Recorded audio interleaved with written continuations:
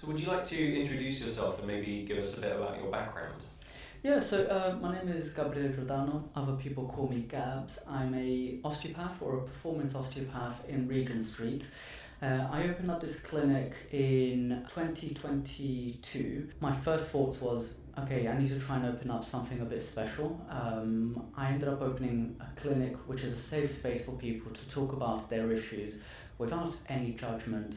I'm in partnership with a couple of groups, including Workout with Pride, where it's an LGBT community, and I get a lot of people who will have to talk about their issues. And I believe that Regent Osteopathy Clinic and this space that I've created is a place where you can talk to me about your issues without feeling as though you're hindered or inhibited by any sort of judgment. And what qualifications do you have? So I'm qualified in sports massage therapy. Osteopathy is my master's. I'm a level 3 personal trainer. I have a diploma in cupping therapy, and I've also got a level 3 in sports science and diploma in IV nutritional therapy. Let's move on to your clinic. So what would you say are the philosophies and approach of your clinic, and is there anything that sets it apart from others? I think what sets it apart is I'm a performance-based osteopath, so a lot of my approaches and my philosophies are based around biomechanics. So I look at an individual, they say what the issue is, I ask all of the relevant questions, and for me the way I treat that individual is, okay, this is where the root of the issue is. This is all of the tools that I have in my toolbox in order to really help you out. And that essentially pushes me on to have a much more thorough and comprehensive style of treatment using a lot of ancient Chinese medicine along with my osteopathy. So it's a little bit of that differentiation between treatment modalities that I think really sets me apart. What would you say are the most common issues that people come to you with? Oh gosh, I mean, low back pain, shoulder pain, neck pain. In regards to those, I think the shoulder pains that I tend to get are things like scapular dyskinesia.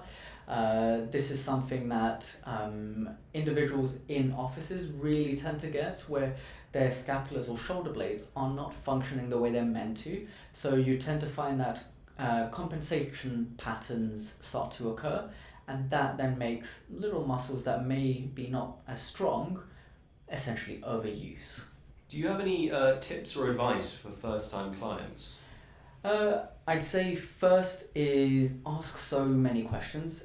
Be sure to be an ally with me, because in order for treatment to really function and be effective is that you work alongside me.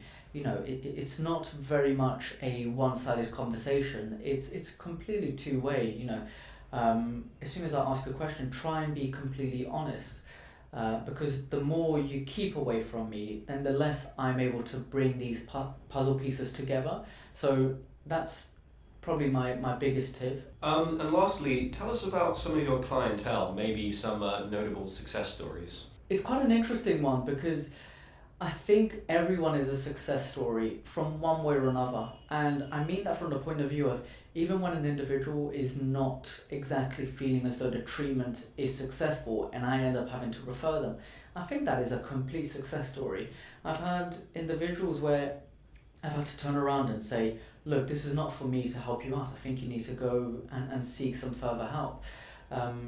I'd say there was one individual, I can't name names or anything, but they came in and they told me the symptoms that they were experiencing, and to me it was just red flag after red flag. And for me, the second I see any red flags, I just think, okay, this is an individual that needs to go into care that is outside of this clinic, and they need to get it done now. So I sent him off to A&E.